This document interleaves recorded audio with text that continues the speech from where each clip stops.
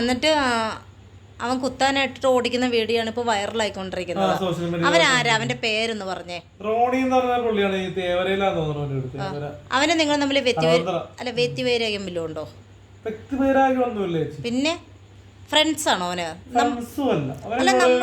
Interview chance ചോദിച്ചിരുന്നു. Chance ചോദിച്ചാൽ കൊടുക്കാനുള്ള ഒരാളല്ല ഞാൻ. കാരണം എന്റെ ചാനലിലാണെങ്കിൽ ഞാൻ ചാൻസ് കൊടുക്കാം, ബൈറ്റൊക്കെ എടുക്കാം. അവനെന്തോ ഫുട്ബോളിന്റെ ഒരു ആരാധകനൊക്കെ പറയുന്നു. ഫുട്ബോളിന്റെ ഒരു അലിനെ കൊല്ലാനാണോ വരേണ്ടത്? കുത്തിപ്പൊട്ടിക്കും പറഞ്ഞു. പക്ഷെ വിഷ്ണു കൊച്ചിക്കാരൻ അഭിലാഷാട്ടയും അവന്റെ കൂടെ ഒന്നിച്ചു. പക്ഷെ ഒന്നിച്ചെങ്കിലും വിഷ്ണു കൊച്ചിക്കാരൻ മാറിയിരുന്നു. കാരണം പുള്ളിക്ക് പേടിയായി പോയി. കാരണം മറ്റേ പുള്ളിയുടെ പേടിയൊന്നുമില്ല, മറ്റേ നമ്മുടെ അഭിലാഷാട്ടെ തന്നെ. പക്ഷെ എന്റെ അടുത്തേക്ക് പുള്ളിനെ കൊണ്ടുവന്നത് രണ്ടാമത്.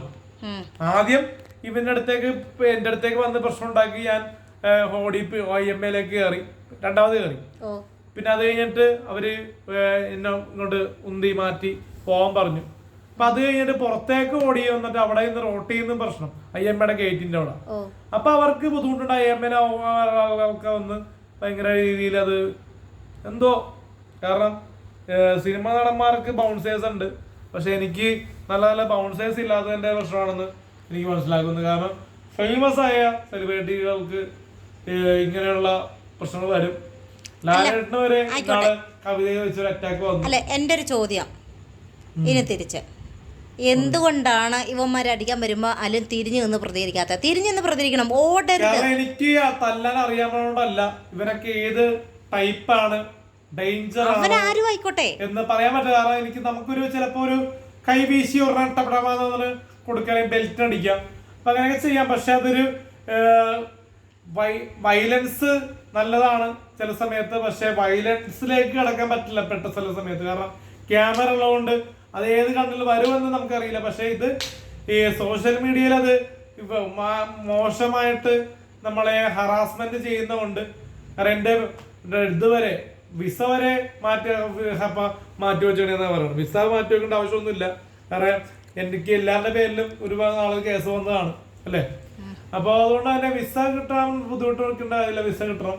പക്ഷെ ഈ സോഷ്യൽ മീഡിയയിൽ ഭയങ്കര വേറെ ഹറാസ്മെന്റ് ഒക്കെ വന്നു. പക്ഷെ ഈ ഒരു മാന്യക്കേട് എനിക്ക് സഹിക്കാൻ പറ്റില്ല. കാരണം നമ്മളെ ഒരു ആണെന്നോട് മനസ്സിലാവുന്നില്ല. ഫോട്ടോയില് ബ്ലറാണ്, വീഡിയോയില്.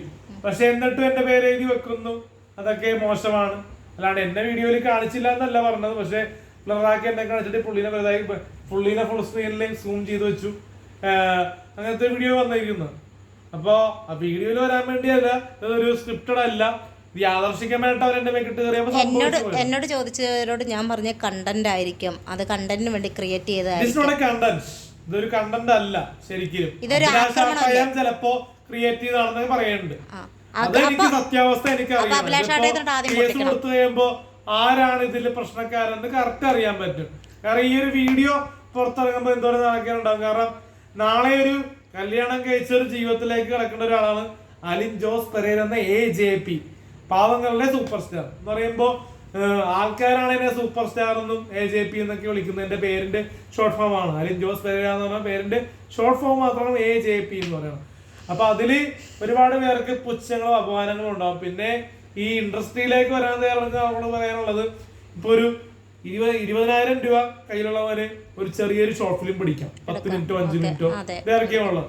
കാരണം ഇത് ഞാൻ പറയുന്ന ഒരു കാര്യം എന്ന് വെച്ച് കഴിഞ്ഞാൽ, സന്തോഷ് പണ്ഡിറ്റ് 5 ലക്ഷം രൂപ വെച്ച് പടം ചെയ്തെങ്കിൽ ഞാൻ ഇപ്പൊ ചെയ്യുന്ന വർക്കിംഗ് 20,000 പ്രൊമോ സോങ്ങിന് വേണ്ടി ചിലവാക്കുന്നു. ഇനിയിപ്പോ ഷോർട്ട് ഫിലിമിന് വേണ്ടി 50,000 മുടക്കുന്നുണ്ട്.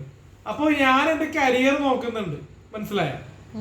അപ്പോ അങ്ങനെയാണ് എന്റെ വിശേഷങ്ങൾ. കാരണം കരിയർ നോക്കണം. കാരണം അല്ലാണ്ട് ഈ തീട്ട വയർ കുത്തിപ്പൊട്ടിക്കും എന്ന് പറഞ്ഞവന്റെ ഒക്കെ പുറകെ നടന്നിട്ട് കാര്യമില്ല. പക്ഷെ അവനാണോ ചെലവിന് തരുന്നതാ? ചെലവിന് തരുന്ന അവനല്ലല്ലോ, പിന്നെ അവൻ എന്തിനാണ് അങ്ങനെയൊക്കെ പറയണത്? 2023 എനിക്ക് 24-ലും 25-ല്ലേ 25-ലാണ് എനിക്ക് ഒരുപാട് പൈസകൾ കിട്ടുന്നത്. ഡെയിലി 10,000 രൂപ വെച്ച്. പണ്ടൊക്കെ 2 രൂപ 5 രൂപ. 500 അങ്ങനെയായിരുന്നു. ഇപ്പൊ അലിന് വേണ്ടിട്ട് 2000 രൂപ എന്റെ അക്കൗണ്ടിൽ വന്നിട്ടുണ്ട്. ഡെയിലി 10,000 രൂപ കിട്ടുന്നുണ്ട്. അലിന്റെ ബർത്ത്ഡേ 2000 രൂപ എന്റെ അക്കൗണ്ടിൽ വന്നിട്ടുണ്ട്.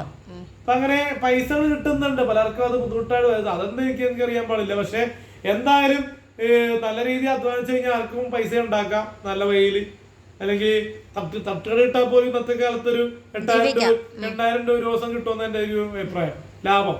അപ്പൊ അതുകൊണ്ട് തന്നെ എനിക്ക് കിട്ടുന്ന ശമ്പളത്തിന് ആരും കണ്ടു നോക്കണ്ട. പക്ഷെ കൂടെ നിൽക്കുന്നവർക്ക് കൊടുക്കും. പക്ഷെ ഇങ്ങനത്തെ ഈ കൂടെ നിന്നിട്ട് കളിയാക്കുന്ന കുറെ ബോഡി ഗാർഡ്സ് ഉണ്ട്, പേര് ഞാൻ പറയുന്നില്ല ആരാണ്, നിങ്ങളെ മനസ്സിലാക്കിയത്. പക്ഷെ വിഷ്ണു ഡീസന്റ് ആകട്ടെ. വിഷ്ണുവിന് പറഞ്ഞു ഇങ്ങനത്തെ ആൾക്കാരോട് നമ്മൾ പറയുന്നിട്ട് നിൽക്കില്ല, അതുകൊണ്ടാണ് ചെയ്യാത്ത. കാരണം പുള്ളി ഒരു തണ്ടുനടിയൊക്കെ ഉണ്ടെങ്കിലും പുള്ളിക്കൊരു സ്റ്റേജ് ഉണ്ട്, പറഞ്ഞ് മനസ്സിലാക്കി കൊടുത്തതാണ്. പക്ഷെ എങ്കിലും അവന് പുറകെ വന്നു. അത് അവന് കൺട്രോൾ ചെയ്യാൻ പറ്റാത്തൊരു വ്യക്തികളെ എന്ത് ചെയ്യാൻ പറ്റും? നമുക്കൊരു 8 അടി പൊക്കമുള്ളൊരു ആളെ വേണമായിരുന്നു.